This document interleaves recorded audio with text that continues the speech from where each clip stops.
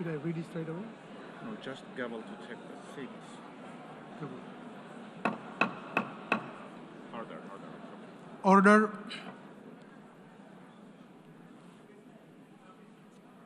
The plenary meeting, the 10th plenary meeting of the General Assembly is called to order.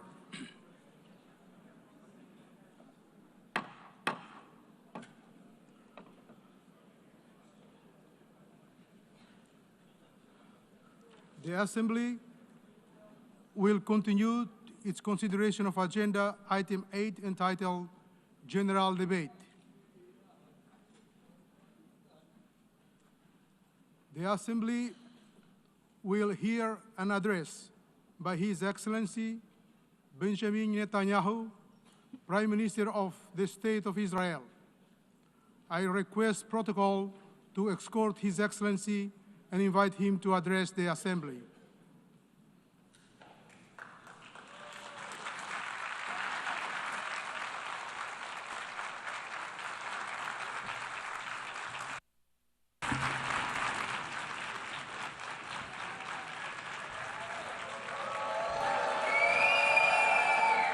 Please, order in the hall.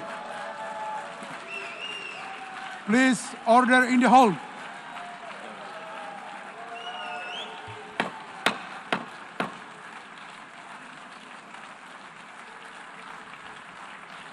Please, order in the hall.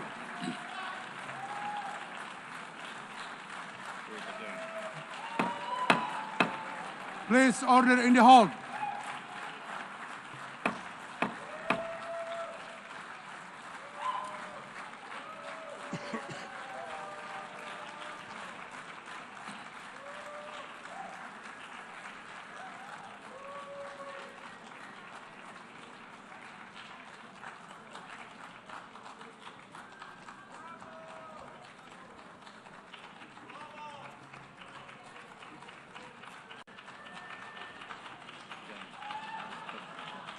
Please, order in the hall, and please be seated.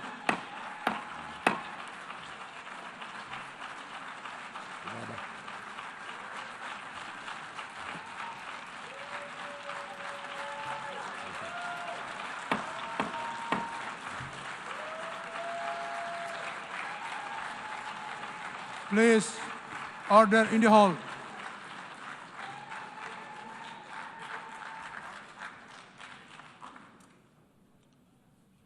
Mr. President, the families of our dear hostages languishing in the dungeons of Gaza, ladies and gentlemen, last year I stood at this podium and I showed this map.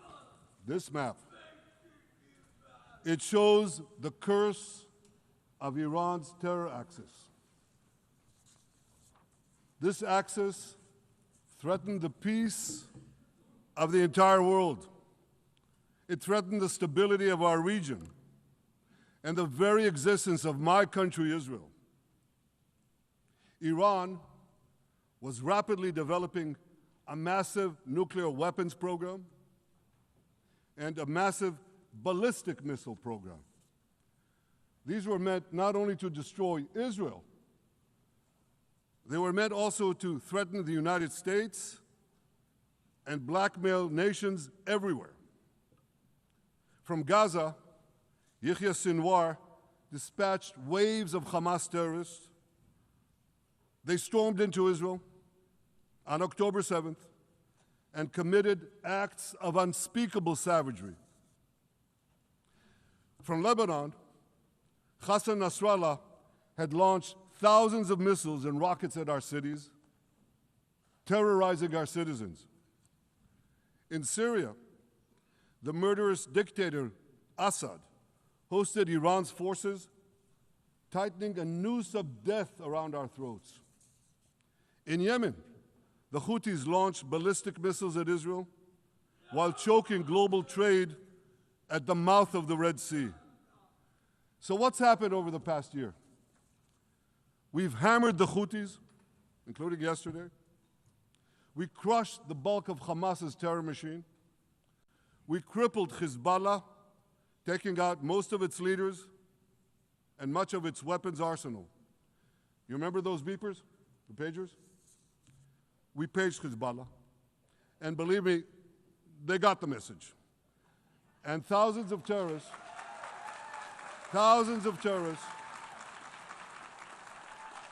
dropped to the ground. We destroyed Assad's armaments in Syria. We deterred Iran's Shiite militias in Iraq. And most importantly, and above anything else that I could say to you or that we did in this past year, in this past decade, we devastated Iran's atomic weapons and ballistic missiles programs.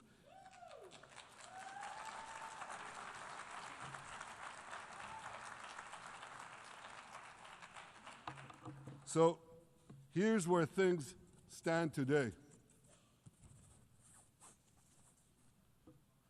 Half the Houthi leadership in Yemen, gone. Yahya Sinwar in Gaza, gone. Hassan Nasrallah in Lebanon, gone. The Assad regime in Syria, gone. Those militias in Iraq, well, they're still deterred. And their leaders, if they attack Israel, will also be gone. And for Iran's top military commanders and its top atomic bomb scientists, well, they're gone too.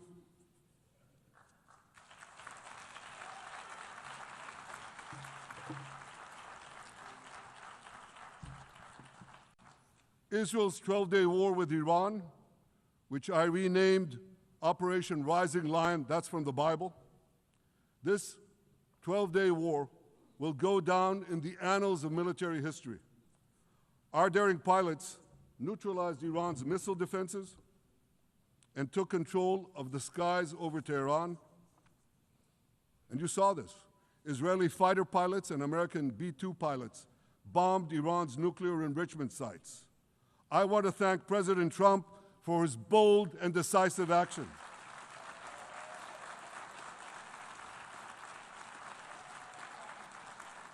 President Trump and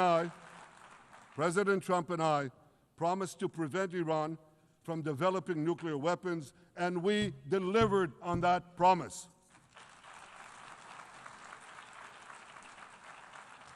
We removed an existential threat to Israel, and a mortal threat to the civilized world. We lifted a dark cloud that could have claimed millions and millions of lives. But, ladies and gentlemen, we must remain vigilant. We must remain absolutely clear-minded and vigilant. We must not allow Iran to rebuild its military nuclear capacities. Iran's stockpiles of enriched uranium, these stockpiles must be eliminated. And tomorrow, UN Security Council sanctions on Iran must be snapped back.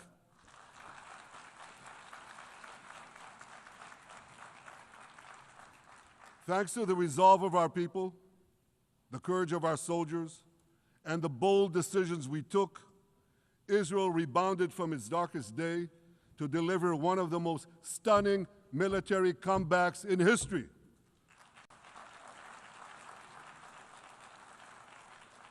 But we're not done yet.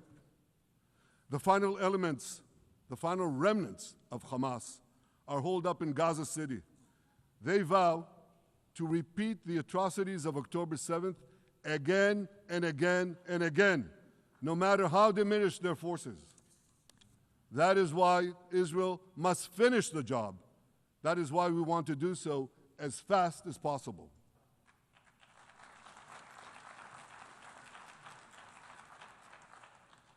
Ladies and gentlemen, much of the world no longer remembers October 7th, but we remember. Israel remembers October 7th. On that day, well, I'll tell you, you can remember October 7th too. You see this large pin here? It's a QR code. What I ask you to do is hold up your phones, zoom in, and you too will see why we fight and why we must win. It's all in here. On October 7th, Hamas carried out the worst attack on Jews since the Holocaust. They slaughtered 1,200 innocent people, including over 40 Americans and foreign nationals from dozens of countries represented here. They beheaded men. They raped women. They burnt babies alive. They burnt babies alive in front of their parents. What monsters. And these monsters took more than 250 people hostage. And those included Holocaust survivors, grandmothers and their grandchildren. Who takes hostage grandmothers and grandchildren? Hamas does. So far, we've brought home 207 of these hostages, but 48 still remain in the dungeons of Gaza. 20 of them are alive, starved, tortured, deprived of any daylight, deprived of humanity. These are the names of the 20 living hostages. Matan Angrest, Gali and Zerv Berman, brothers, Elkanah Buchbot, Rom Braslavsky, Nimrod Cohen, Ariel and David Cunyo, another pair of brothers, Guy Gilboa Dalal, Eviatar David. You saw the picture of Eviatar David, emaciated, forced to dig his own grave. Maxim Herkin, Eitan Horn, Segev Kalfon, Bar Kupperstein, Omri Meran, Eitan Moore, Yosef Chaim Ochana, Alon Ohel, Avinatam Or, and Matan Tsengarker. Now, ladies and gentlemen, I want to do something I've never done before. I want to speak from this forum directly to those hostages through loudspeakers.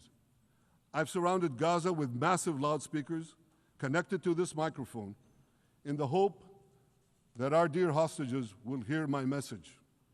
And I'll say it first in Hebrew and then in English. אחינו הגיבורים, מדבר ראש הממשלה בנימין נתניהו. אני פונה עליכם מעל בימת האו"ם. לא שכחנו אתכם, אפילו לא לשנייה.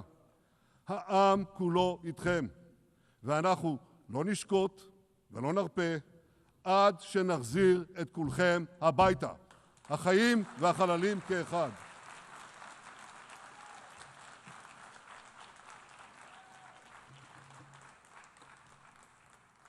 Our brave heroes. This is Prime Minister Netanyahu speaking to you live from the United Nations. We have not forgotten you, not even for a second. The people of Israel are with you. We will not falter and we will not rest until we bring all of you home.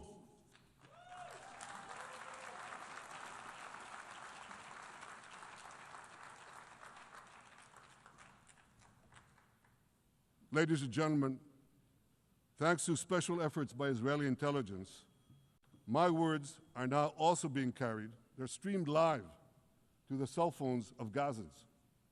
So to the remaining Hamas leaders and to the jailers of our hostages, I now say, lay down your arms.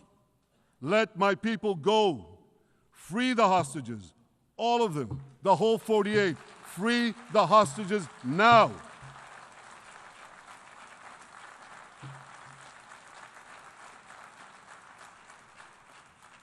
If you do, you will live. If you don't, Israel will hunt you down. Ladies and gentlemen, if Hamas agrees to our demands, the war could end right now. Gaza would be demilitarized, Israel would retain overriding security control, and a peaceful civilian authority would be established by Gazans and others committed to peace with Israel. And of course, you understand that the war in Gaza has affected every Israeli. But I'm sure there are people in New York or in London or in Melbourne and elsewhere who are probably thinking, what does all of this have to do with me? And the answer is everything. Because our enemies are your enemies. So let's do something else first at the UN. Let's do a pop quiz. And raise your hand if you know the answer. Here's the first question. Who shouts death to America? Is it A, Iran, B, Hamas, C, Hezbollah, D, the Houthis, or E, all of the above? All of the above. Correct, all of the above. Second question.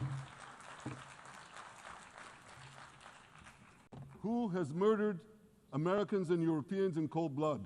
Is it A, Al-Qaeda, B, Hamas, C, Hezbollah, D, Iran, or E, all of the above? All of the above. Correct. Again. So here's the point I wanted to make. Our enemies hate all of us with equal venom. They want to drag the modern world back to the past, to a dark age of violence, fanaticism, and terror. I think many of you are already feeling in your own societies the radical Islamist surge. You know, I'm sure you do, you know deep down that Israel is fighting your fight. So I want to tell you a secret. Behind closed doors, many of the leaders who publicly condemn us privately thank us. They tell me how much they value Israel's superb intelligence services that have prevented time and again terrorist attacks in their capitals, time and again saving countless lives. General George Keegan, former head of U.S. Air Force intelligence, once said, if the United States had to gather on its own the intelligence that Israel gives us, we would have to establish 5 CIAs. 5 CIAs. This past June, when Israel struck Iran's nuclear facilities, German Chancellor Merz admitted the truth. He said, Israel is doing the dirty work for all of us. President Trump understands better than any other leader that Israel and America face a common threat. He showed the world that when Iran and its proxies murder Americans, take Americans hostage, shout death to America, burn American flags, and try to assassinate the President of the United States, not once, but twice. He showed them there is a price to pay for all that.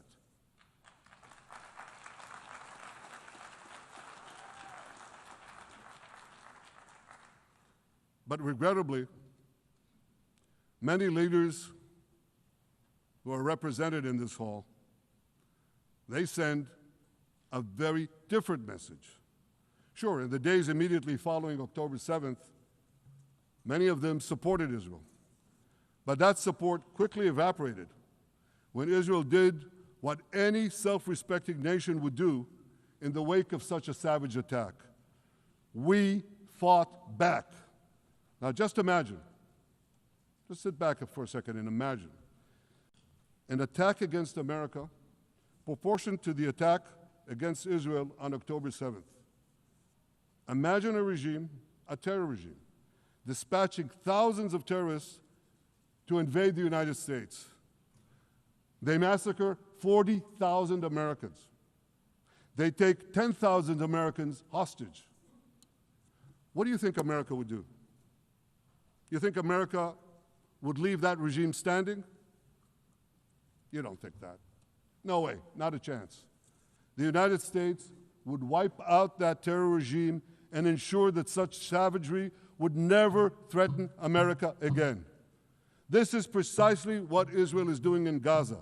We're wiping out the terror regime of Hamas and ensuring that this savagery will never threaten Israel again. That's what we are doing. That's what any self-respecting government would do.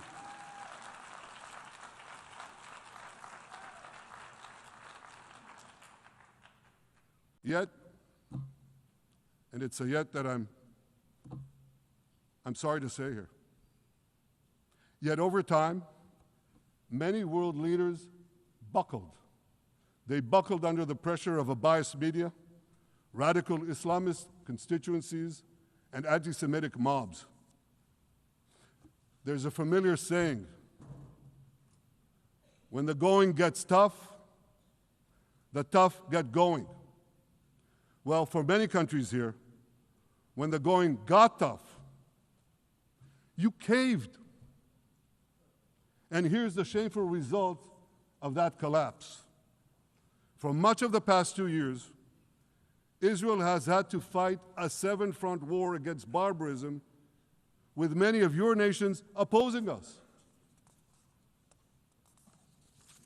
Astoundingly, as we fight the terrorists who murdered many of your citizens, you are fighting us. You condemn us, you embargo us, and you wage political and legal warfare, it's called lawfare, against us. I say to the representatives of those nations, this is not an indictment of Israel. It's an indictment of you. It's an indictment of weak-kneed leaders who appease evil rather than support a nation whose brave soldiers guard you from the barbarians at the gate. They're already penetrating your gates. When will you learn? You can't appease your way out of jihad, and you won't escape the Islamist storm by sacrificing Israel. To overcome that storm, you have to stand with Israel. But that's not what you're doing. As the prophets of Israel foretold in the Bible, you've turned good into evil and evil into good. Now I want to drill down on this. Take the false charge of genocide. Israel is accused of deliberately targeting civilians. Ladies and gentlemen, the opposite is true. The head of urban warfare studies, Colonel John Spencer, he's perhaps the world's greatest expert on urban warfare. And he says, Israel is applying more measures to minimize civilian casualties than any military in history. And because we're doing that, the ratio of non-combatant to combatant casualties is less than 2-to-1 in Gaza. That's an astoundingly low ratio, lower than NATO's wars in Afghanistan and Iraq, especially when you consider that Gaza is one of the most densely populated urban areas on Earth. It has hundreds of miles of terror tunnels underground, and it has countless terror towers above ground, and thousands of terrorists embedded in the tunnels and in these towers in civilian areas. If you want to see what measures Israel takes to avoid civilian casualties in this war, just look at what we're doing now in Gaza City, the last Hamas stronghold, one of the two last strongholds. For 3 weeks, Israel dropped millions of leaflets, sent millions of text messages, and made countless phone calls urging civilians to leave Gaza City before our military moves in. At the same time, Hamas implants itself in mosques, schools, hospitals, apartment buildings, and tries to force those civilians not to leave, to stay in harm's way. And it often threatens them at gunpoint if they try to do so. For Israel, every civilian casualty is a tragedy. For Hamas, it's a strategy. Hamas uses civilians as human shields and as props in its sick propaganda war in Israel, against Israel, a propaganda war that the Western media buys hook, line, and sinker.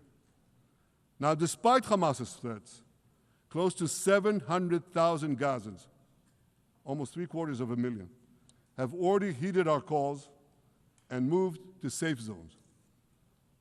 Now I want to ask you a simple question, a simple, logical question. Would a country committing genocide plead with the civilian population it is supposedly targeting to get out of harm's way? Would we tell them, get out, if we want to commit genocide? We're trying to get them out. And Hamas is trying to keep them in. And this charge is so baseless. The comparison to genocide, wholesale slaughter of populations. What, did the Nazis ask the Jews to leave, kindly leave, go out? Did others, you want me to name all the genocidal leaders of history? Just go one by one. Did anyone do this? Did they say, get out so we can come in? Of course not. So the truth has been turned on its head.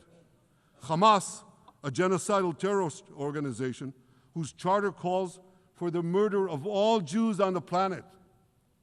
This genocidal organization is given a pass. It's barely mentioned. While Israel, which does everything it can to get civilians out of harm's way, Israel is put in the dock. What a joke. You want to hear another one? Israel is accused of deliberately starving the people of Gaza when Israel is deliberately feeding the people of Gaza. Since the beginning of the war, Israel has let into Gaza more than 2 million tons of food and aid. That's 1 ton of aid for every man, woman, and child in Gaza. Nearly 3,000 calories per person per day. Some starvation policy. If there are Gazans who don't have enough food, it's because Hamas is stealing it. Hamas steals it, hoards it, and sells it at exorbitant prices to fight its war machine. Last month, even the UN, not exactly a supporter of Israel. You're supposed to laugh, by the way.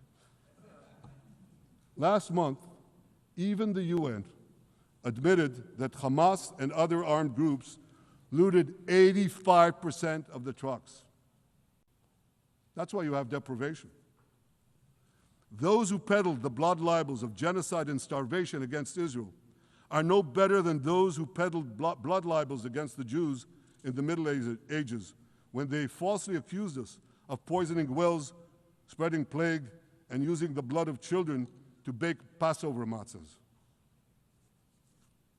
Anti-Semitism dies hard. In fact, it doesn't die at all. It just keeps coming back with its libelous lies, refurbished, regurgitated over and over again. And I want to tell you something else. These anti-Semitic lies, they have consequences. In recent months, Jews have been assaulted in Canada, Australia, Britain, France, the Netherlands, and elsewhere. Here in America, an elderly Holocaust survivor was burned to death in Colorado. And a beautiful young couple from the Israeli embassy in Washington was brutally gunned down right in front of the Holocaust Museum there. Thankfully, President Trump's administration is forcefully fighting the scourge of anti-Semitism, and every government here should follow its lead. But instead, many do the opposite. They actually reward the worst anti-Semites on earth. This week, the leaders of France, Britain, Australia, Canada, and other countries unconditionally recognized a Palestinian state.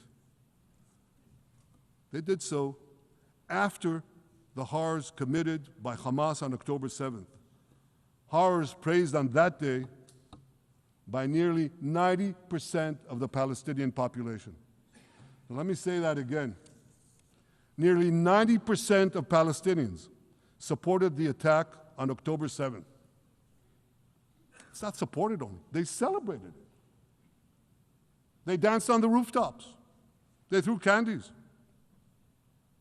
That's both in Gaza and in Judea, Samaria, the West Bank, as you call it.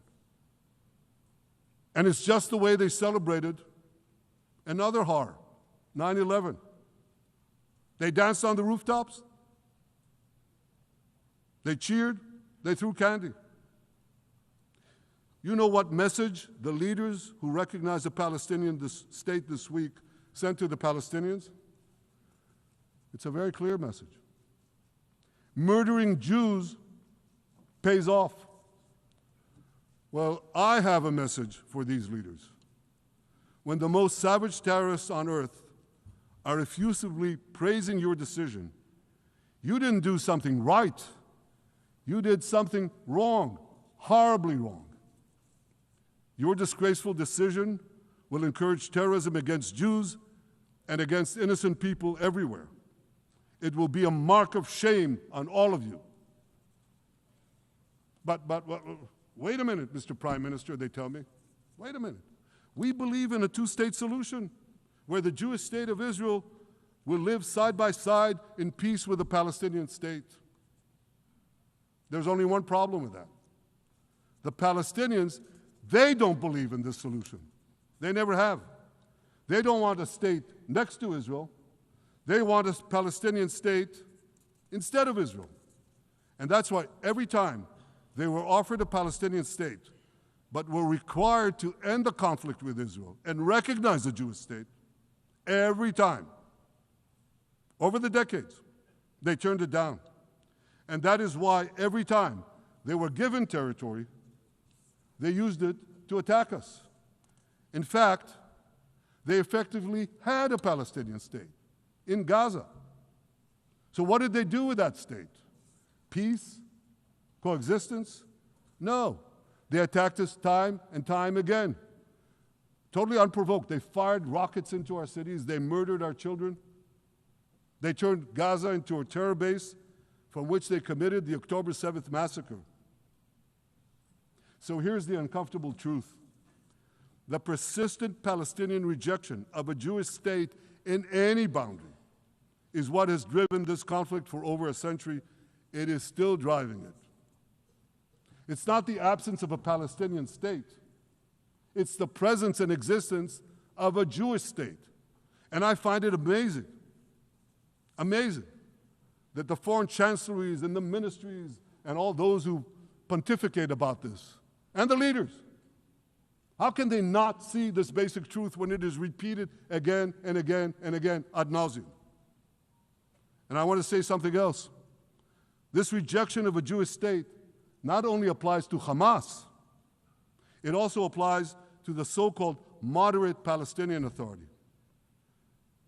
You should know that the Palestinian authorities pays terrorists to slay Jews. The more Jews the terrorists slay, the more the Palestinian Authority pays. The Palestinian Authority names its government buildings, its public squares, its schools, after the mass murderers of Jews, which they glorify as martyrs. They pay and glorify not just the killer of Jews, but also killers of Christians. Christians like Taylor Force, an American veteran who was brutally murdered in Israel by Palestinian terrorists. But, that I hear from the Western leaders. They tell me, the PA promised us it will reform. And I know this time, Prime Minister, it will be different. Yeah, right. We've heard these promises for decades. They always promise. They never deliver. Because you see, the Palestinian Authority is corrupt to the core. They haven't held elections in 20 years. They use the same textbooks as Hamas, exactly the same textbooks. They teach their children to hate Jews and destroy the Jewish state. And Christians don't fare much better. When Bethlehem, the birthplace of Jesus, was under Israeli control, 80% of its residents were Christians. But since the PA took control, that number has dwindled to under 20%. These are the people you want to give a state to? What you're doing is giving the ultimate reward to intolerant fanatics who perpetrated and supported the October 7th massacre. Giving the Palestinians a state 1 mile from Jerusalem after October 7th is like giving Al-Qaeda a state 1 mile from New York City after September 11th. This is sheer madness. It's insane, and we won't do it.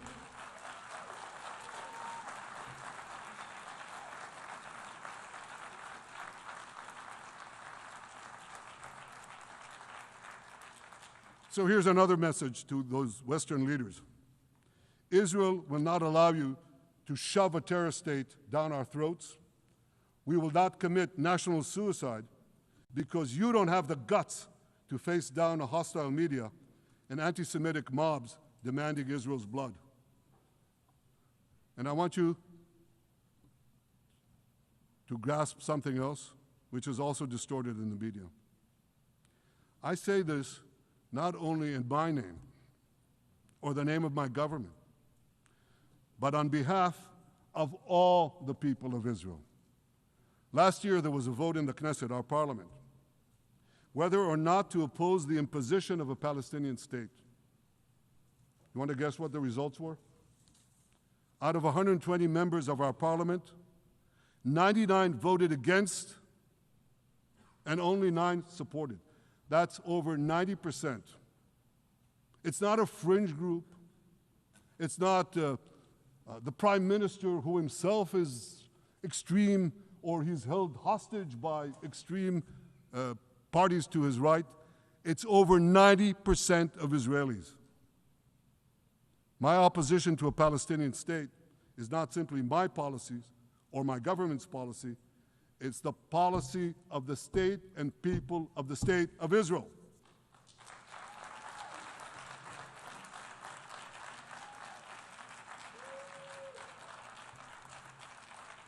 Western leaders may have buckled under the pressure. And I guarantee you one thing, Israel won't. Israel's victories over the Iranian... Thank you, I know you won't too, that's good. Israel's victories over the Iranian terror axis have opened up possibilities for peace that were unthinkable 2 years ago. Take Syria. For decades, the very idea of peace between Israel and Syria seemed unimaginable. Well, no more. Today, we have begun serious negotiations with the new Syrian government. I believe an agreement can be reached that respects Syria's sovereignty and protects both Israeli security and the security of the minorities in the region, including the Druze minority.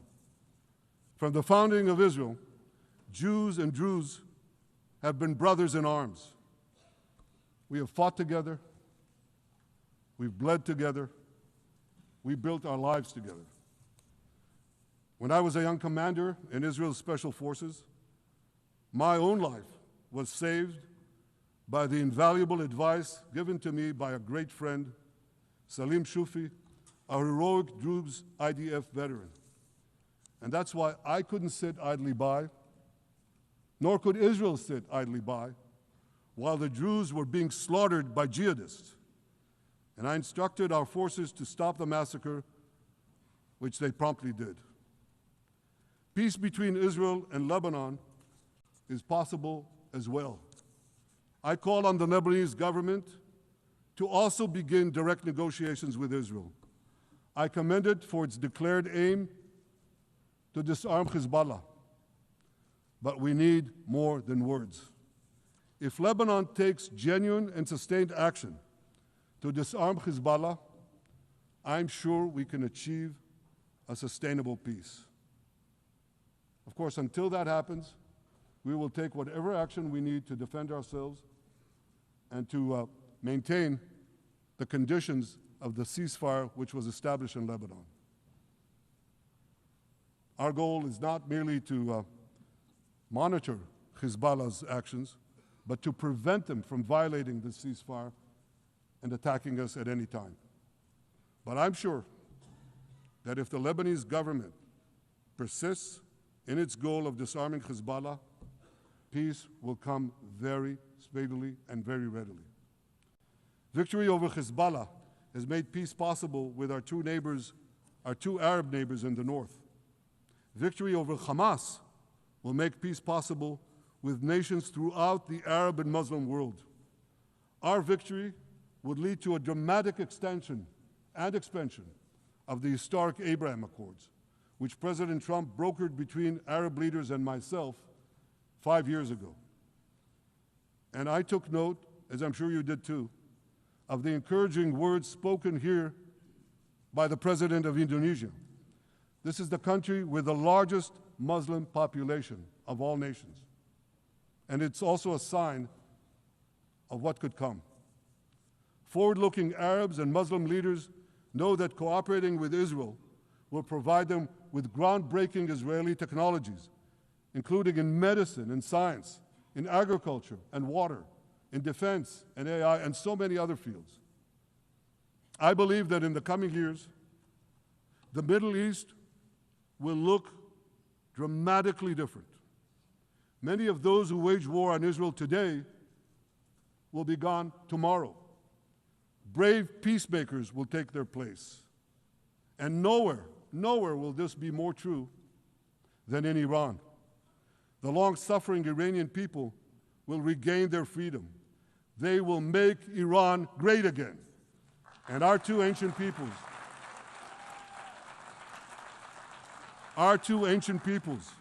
the people of Israel and the people of Iran, will restore a friendship that will benefit the entire world. Ladies and gentlemen, the horrors that happened on one dark day, October 7th, those horrors happened countless times during the centuries of my people's exiles among the nations. Jewish blood was cheap. Jews were killed with impunity. We had to beg others to defend us. The rise of Israel did not mean that the attempts to destroy us would end. It meant that we could fight back against those attempts. And that is exactly what Israel has done since October 7th. Our sons and daughters fought like lions. Our brave soldiers donned their uniforms and rushed into battle. They were armed with the dreams of the 100 generations of Jews who came before them.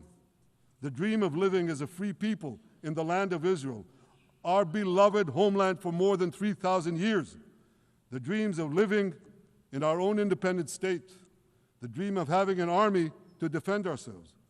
And the dream of being a light unto the nations, a beacon of progress, ingenuity, innovation, for the benefit of all humanity.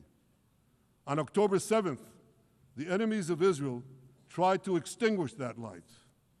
2 years later, the resolve of Israel and the strength of Israel burned brighter than ever. With God's help, that strength and that resolve would lead us to a speedy victory and to a brilliant future of prosperity and peace. Thank you very much.